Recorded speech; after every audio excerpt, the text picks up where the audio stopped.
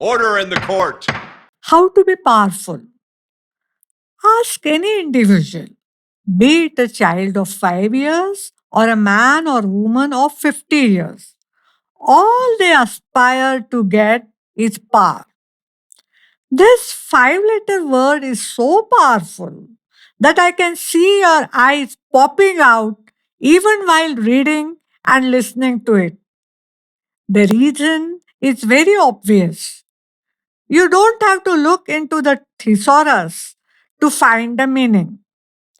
Power is another name for respect, recognition, appreciation, and all the virtues on earth. And of course, money.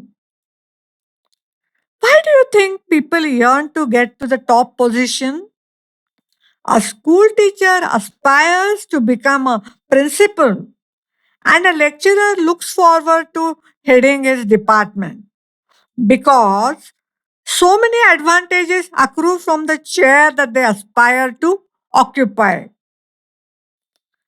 A powerful person is the most wanted in all public functions. A school principal is sought after for annual day celebration of another school because of a number of reasons. You can enumerate them easily. Unless you have a capacity to invite, nobody invites you. From school gatherings to any social functions, power and designations play a big role in being invited as the chief guest. Now you would understand why, in most of the management institutes, the directors of human resources management of various big companies are the most valued guests throughout the year. Gone are the days when people were respected everywhere for their knowledge. Now, all the virtues are combined automatically and showered upon you if you have the chair. Your colleagues and students would throng upon you, calling you sir, sir, or ma'am, ma'am, as the case may be. As far as I know, it is only in India that the people are still following the office manners taught by the British. After going back to Britain in 1947, the British have stopped addressing their bosses as sir. I don't know if Americans ever use the word sir and madam at all. First and foremost, in order to gain power, you have to help the boss to become powerful. You have to do all the work, but give its credit to the boss. Actually, you don't require to do this yourself. All bosses take the credit themselves. All you have to do is just endorse it by keeping quiet. Money follows when you have power, political or otherwise. If you are in the ruling party, you are safe. Nobody would question how you made money. People would be in the awe of you after seeing your gold jacket, which, for your kind information, is affordable only if you have the political power. And the political power entitles you to get bodyguards. If you don't have enough power to afford a gold jacket, you can do well to make enough money to buy a thick gold bracelet designed like handcuffs of a criminal being taken to a jail. Only then you would be worthy of being a politician. Now you must be wondering how a 5-year-old child yearns to get power. Well, he wants to be a class monitor in the kindergarten. Ask any parents with two kids. The elder child hates his younger sibling when his parents give more attention to the latter. Dogs and cats are no exception to this. Why do you think 99% of mothers in law do not tolerate their daughters in law? It's the power game.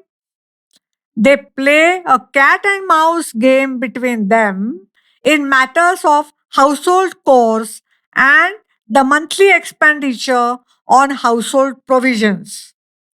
So, the root cause is who will decide on how much to spend and on what. And most importantly, each of them wants to avoid spending her money. And naturally, if they stay together, the mother in law wants a holiday from cooking.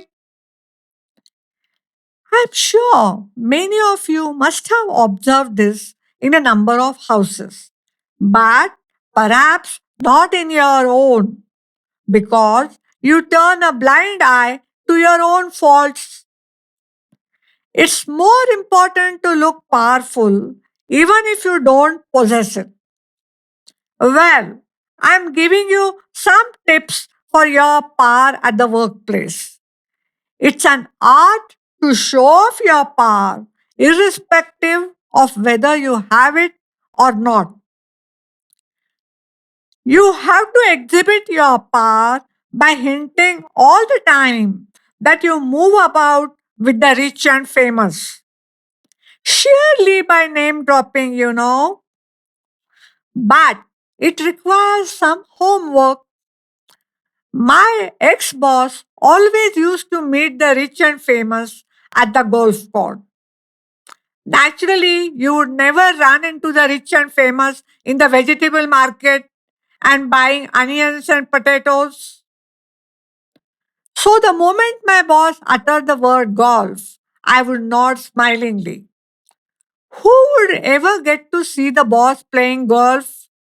But most importantly, you must remember the favorite things of the rich and famous. Then you don't have to say anything about the golf. I had met many people in Kolkata who had offered ginger biscuits to Satyajit Ray, kebabs in Delhi to Rajiv Gandhi, and in Hyderabad, the famous Hyderabadi chicken biryani to Kapil Dev and Sachin Tendulkar.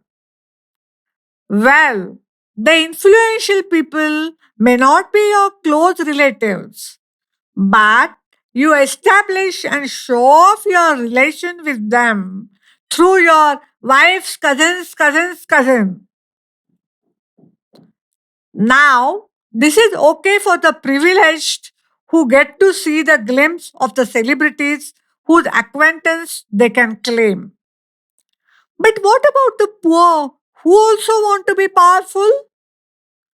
I would advise them to take up any job that requires a uniform. A bus conductor, a constable, or a watchman.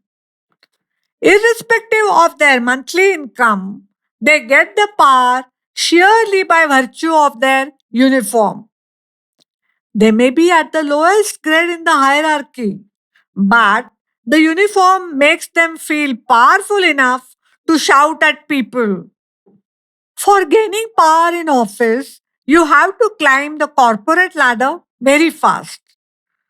Don't lose any opportunity to impress the boss. First and foremost, you have to look busy, but take it easy. It's not important in being busy in as much as looking busy. In good old days, it was easy to hide a pocket transistor in the pile of floppies. With new technologies evolving, smart people have innovated new ideas for creating an aura of their busyness. They first sit in the office in such a manner that even the CC camera can't see what they are doing on their personal computer. Once this is taken care of, they can watch Facebook or YouTube during office hours. If you are in an academic institution, you can sit in the library hiding a film magazine in a journal. Power is information. Information is not knowledge. Information of what is happening in office, the power equations, awareness of office politics makes you smart enough to outsmart others and climb the corporate ladder. Be arbitrary. Your behavior should always be unpredictable. Only then your colleagues will be scared of you. Surely, out of their fear for inviting your displeasure, that your colleagues will shower their praise on you, which perhaps you may not deserve at all. In the olden days, kings used to have singers who would wake them up singing specially composed songs full of praise for them. Those kings are extinct now. But now there is a new genre of kings, the kings of the corporate world. They are the gods of the modern times. At least they consider themselves to be the god. In India, we have a practice of singing the song of praise for each god. Across the globe, God in all the religions receives one and the only thing, the praise. How can the human gods in every office be far behind?